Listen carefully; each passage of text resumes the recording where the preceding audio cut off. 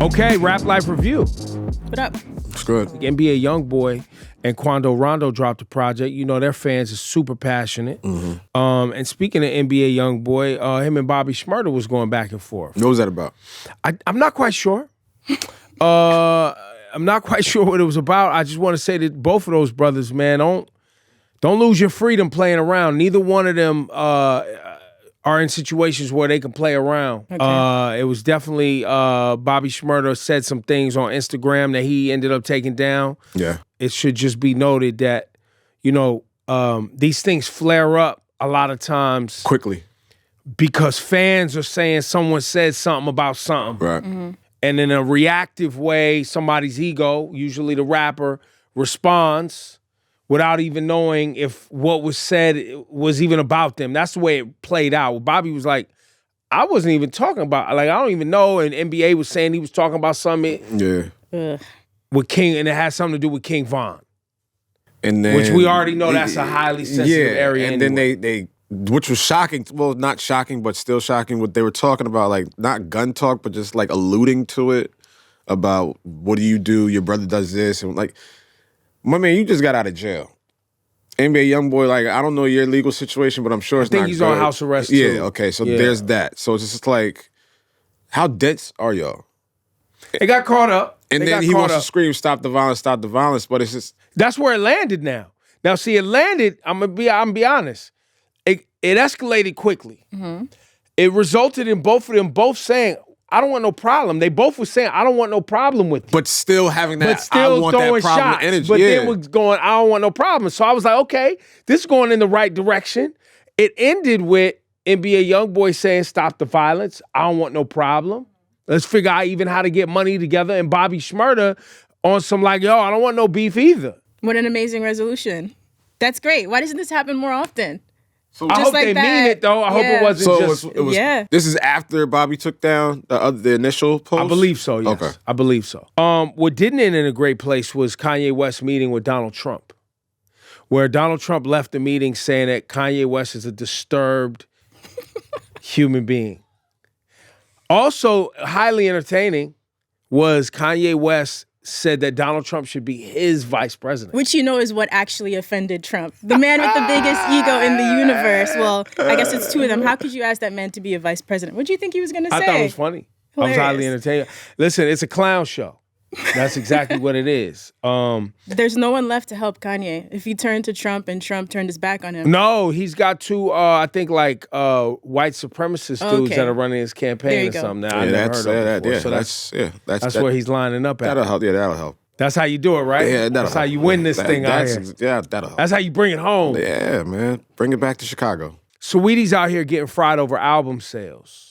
Yes, I don't know if you guys saw this. I'm just learning about this today when I was coming to the show. It was not on my radar. Yeah, I saw it. It seemed like you saw it right away. Yeah, so pretty much Saweetie's new project. The Single Life. It's an EP. Yes, EP. Yeah. And allegedly it only moved 2,000 units. And Sonny Digital, producer and ATL. Shout out to Sonny Digital, great guy. Hitmaker, songwriter, and producer. Both had a lot to say about her having like 11 million followers, such and such on Twitter, and the numbers are not adding up because of either bad management or bad A&R or whatever the case is. And while some of that may be true, I do look at it kind of funny because they're all piling on top of her. But when the baby sold 6K... Didn't they come for him too? See, none of the male counterparts did. The fans did. I did. But...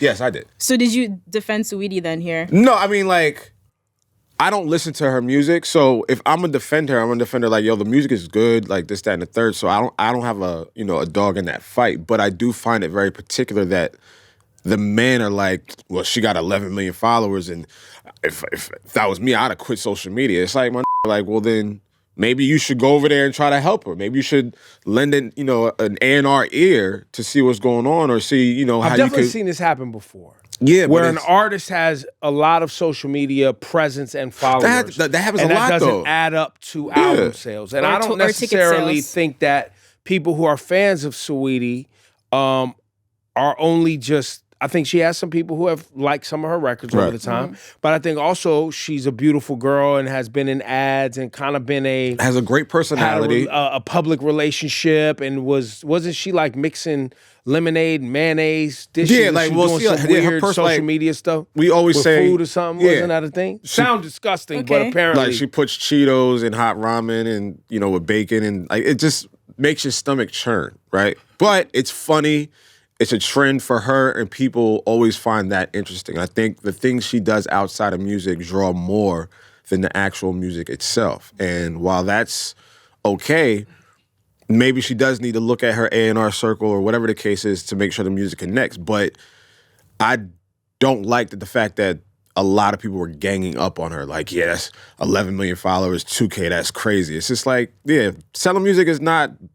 It's not easy. Yeah. So let's not just throw it on her. Well, she doesn't seem phased. She tweeted, she don't care. I make music for pretty if you can't relate, I understand.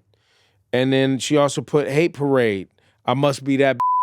She must be causing some kind of stir if everyone is up in arms because she only sold 2K. Well, I like that you point out the double standard here, that they would step outside to pick on her specifically, but not the male artist. That's hip-hop for you. But what would an A&R be able to do for Saweetie if she does have so many followers who are checking for her all the time? I think people are using, that would be more of a promotions, marketing situation to get awareness about the music. True. A&R is usually tied to managing the creation of the music, like the storytelling, paying out producers, making sure producers get paid, finding songs that maybe the artist needs, songwriters, which is what Hitmaker was saying, right? That he thinks maybe it was like the quality of the music. Saweetie and I have throughout the years had discussions about her rapping abilities. Oh, multiple times? We all remember that. There's been two. Remember that one I forgot about that. Okay. How could you forget? Okay. No, it's because it's been a minute. But so she came back after that for a second conversation? No, but we ran into each other because I still got her on Summer Jam. You know what I'm saying? It was still like,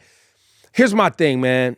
I have conditioned myself to, while I could hear an artist when they're new and they want to be a contributor to this thing that everybody loves called hip hop, and they're willing to put in the work, I might hear you and not think you're great, but I might think your work ethic is great, and I might think your desire is great. I might think that your love for the culture, is great, and you have the ability to learn to be great. I also, and after our first meeting, I heard Saweetie was like learning how to write songs and really spending time in the studio and learning from the greats. So I've conditioned myself to not completely disregard an artist at the first, impression. Okay.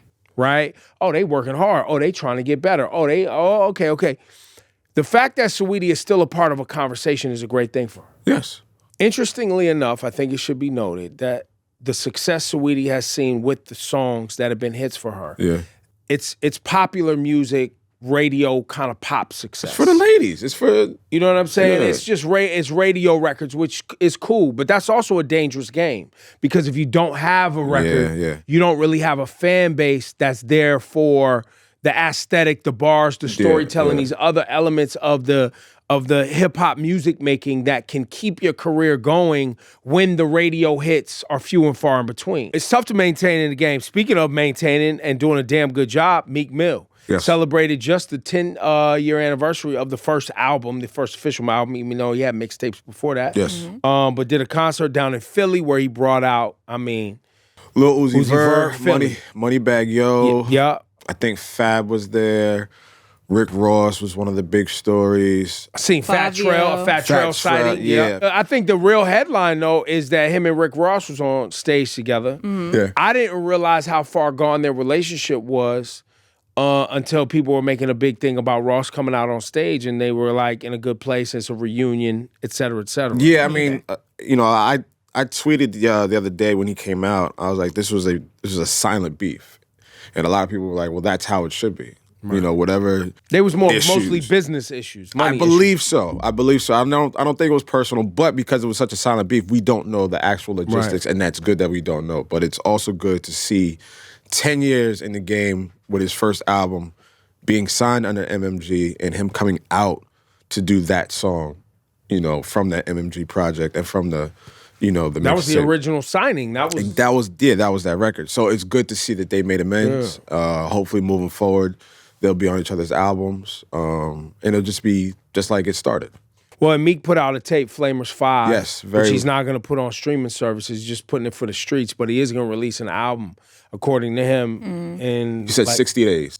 Is that what he's 60 days? Yeah, that's what I think I see him tweet 60 days. So, yeah, Flamers 5, it's pretty much like a mixtape. It is a mixtape. He's rhyming over Tomorrow too, Massage Me. He did God Did too. Did Cannon, the Wayne and Freeway drama record. So he did like the old mixtape days, with Fab and Kiss and a lot, all those guys jumping over different beats. And I think that restored a different feeling just for mixtapes in general. It would have been dope to hear drama on it since he's on a mixtape tear right now. But it's good to see Meek get back into drama's from Philly too, so that would have been a good thing, yeah. And he's hosted like all the Dream Chaser mixtapes. Yeah, maybe he's holding out for that. I mean, it seems like it's a new chapter for Meek, right? So he ended his deal with Rock Nation too, although I think he still has artists signed there. He said him and Hov are still on good terms, but he's just trying to take more risk and make more decisions on his own, which he's earned at this point in his career, right? So it seems like he's feeling energized, so the music coming should be good then. Shout out to Meek Mill, man. Congrats, bro. Yes. An amazing man who has passed on, and I want to send love to Hovain's family and all the artists that I know are affected by the passing of Hovain, who was beloved throughout the hip-hop community as a manager and just a great human being. You never hear anybody say anything negative about this man. From, him bringing Troy Ave onto the scene, managing many other artists, and as well as even Lloyd Banks recently. Yeah. But yeah, man, we want to send love and light from the team over here to everybody affected by the passing of Hovain. And one of the things I loved about him was he always just was trying to help a New York artist be seen. I've known Hovain for a very long time. Introduced me to Troy Ave. Just always had a great personality, just always was smiling. It's a very, very sad time, especially around the holidays. So, yeah, just praying for the family. Yeah, lots of love to his family. I mean, I would just echo what you both said. Just a great spirit, When I saw the news, I mean, my heart sank, and I checked my text messages with him, and every message we exchanged was always him checking in or sending birthday wishes or congrats on your next move, or, you know what I mean? Always wishing you well and connecting the dots and trying to link you with people, and always gracious whenever you worked with his artists. He was always thankful for that. So someone who would absolutely be missed. Man, rest in peace, Hovain. He will be severely missed in the New York hip-hop scene for sure. And to wrap things up, my favorite segment, the YouTube comments. I'm ready on today. Rap Life Review. I'm ready today. What you ready for? Yeah, come on, let's go. I'm ready. This time it's not so vicious. They just felt like you guys were both aging Nas. Okay. And then trying to say what did we say? Like he was 50-something? Probably. And everyone just wants you guys to know he's 49 years old. So relax. He's not 50 yet. He's not 50 yet. And also, everybody wants to know why you guys keep saying that he never did big numbers. Illmatic is double platinum. Initially, the sales were low. Nas is one of the biggest artists for many years. Here we go. It was written, double platinum. I am double, Stillmatic platinum, Godsend platinum. You get the point. So why do you guys keep saying that Nas doesn't do numbers? I think when we brought it up, we were specifically talking about Illmatic. I never graded what I get from a hip-hop album based on its sales. Sales don't equate quality for me. And so I guess because I do this and I pick records and I have worked in media for 30 years, I know what dope sounds like and I know what hits sound like. And just because something's popular, I can tell, this is just something trendy that people are going for, or this really has staying power. Whoever pointed out that, these albums went double and et cetera, et cetera. We live in a time where all people talk. We just finished talking about a young girl, Saweetie, who's new in the game relatively, doing 2,000 first week. Right. Everybody only talks about first week. The numbers that people are quoting are Illmatic. That's over time. Yep. That's not, he didn't go double platinum first week on Illmatic. Just not to cut you off, but Illmatic did not go platinum until December 11th, 2001. Mind you, it was released April 1994. So our point about Nas not doing big numbers is, like he just said, the initial release. We're looking at a living legend who's 49, our mistake, and is still putting out albums that are garnering Grammy attention, Grammy award-winning. Regardless of sales. Regardless of sales. Right. All the King's Disease 3s, I don't even think they have big sales numbers either.